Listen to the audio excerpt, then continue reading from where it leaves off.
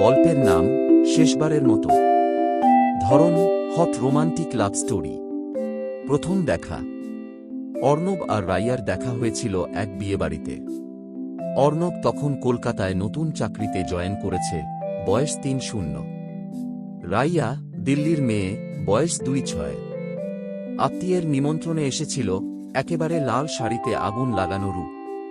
প্রথম চোখাচোখিতে কিছু হয়নি, কিন্তু দ্বিতীয়বার যখন বারান্দায় চুপচাপ দাঁড়িয়ে থাকা রাইয়ার পাশে এসে অর্ণব দাঁড়ায়, দুজনেই একে অপরের দিকে তাকিয়ে থাকে কিছু সময়। এই বিয়েবাড়ির কোলাহলে তুমি একা কেন? রাইয়া হেসে বলে, সব সময় তো ভিড় ভালো লাগে না, মাঝে মাঝে চুপ থাকা ভালো। সেই চুপ থেকেই শুরু, বন্ধুত্ব থেকে আকর্ষণ। পরের ৩ মাসে দুজনেই নিয়মিত ফোনে কথা বলতে শুরু করে। প্রথমে সিনেমা, বই, গান, পরে নিজেদের গল্প। একদিন রাইয়া জানায়, আমি কাউকে সহজে বিশ্বাস করি না, কিন্তু তোমার গলার টোনে এক ধরনের শান্তি আছে। অর্ণব হেসে বলে, তোমার চুল খুলে রাখলে কেমন যেন লাগে জানো। রাইয়া বুঝতে পারে সে অর্ণবের প্রতি শুধু বন্ধুত্ব অনুভব করছে না, শরীরের এক অদ্ভুত টানও তৈরি হচ্ছে। অর্ণবও মাঝে মাঝে রাতে কথা বলতে বলতে বলে বসে, তুমি যদি এখন পাশে থাকতে, আমি তোমার ঠোঁটের নরম ছোঁয়া অনুভব করতাম। একদিন রাইয়া বলে, এত কল্পনা করো না, আমি এলেই বোঝো তোমার কল্পনা ঠিক না ভুল। মিলন। ৩ মাস পর রাইয়া আসে কলকাতায় অর্ণবের ফ্ল্যাটে। ওয়ার্ক ট্রিপের নাম করে ৩ রাত থাকার প্ল্যান। প্রথম রাতে একসঙ্গে রাতের খাবার খাওয়ার পর ওরা টিভি অন করে সিনেমা দেখে। হালকা আলো, নরম বিছানা, আর দুই শরীরের মাঝে মেঘে ঢাকা কামনার কুয়াশা। হঠাৎ রাইয়া কাঁধে হেলান দেয় অর্ণবের। অর্ণব ধীরে ধীরে তার গাল ছুঁয়ে বলে, তোমার গায়ের গন্ধে আমি মুগ্ধ হয়ে যাই। রাইয়া চুপ করে থাকে, চোখে চোখ পড়ে। তারপর ঠোঁট ছুঁয়ে যায় ঠোঁটে। প্রথম স্পর্শ, সেই চুম্বনের গভীরতায় তাদের অতীতের সব বাঁধ ভেঙে যায়। অর্ণবের হাত ধীরে ধীরে চলে যায় রাইয়ার পিঠ বেয়ে কোমরে।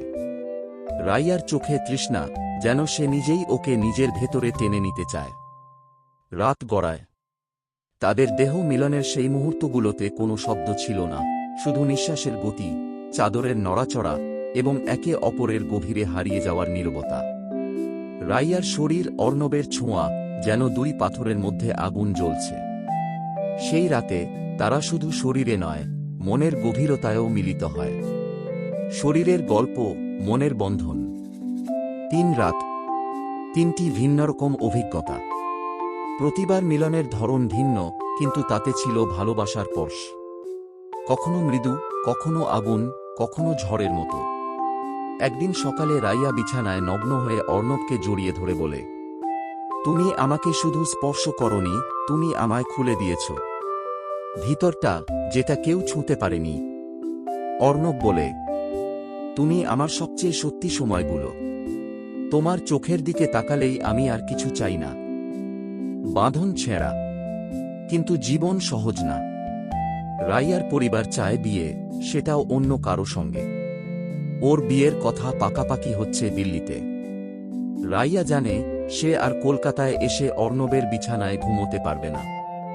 শেষ রাতে তারা আবার মিলিত হয়, যেন শেষবারের মতো। তাদের শরীর ততক্ষণে একে অপরকে চিনে ফেলেছে।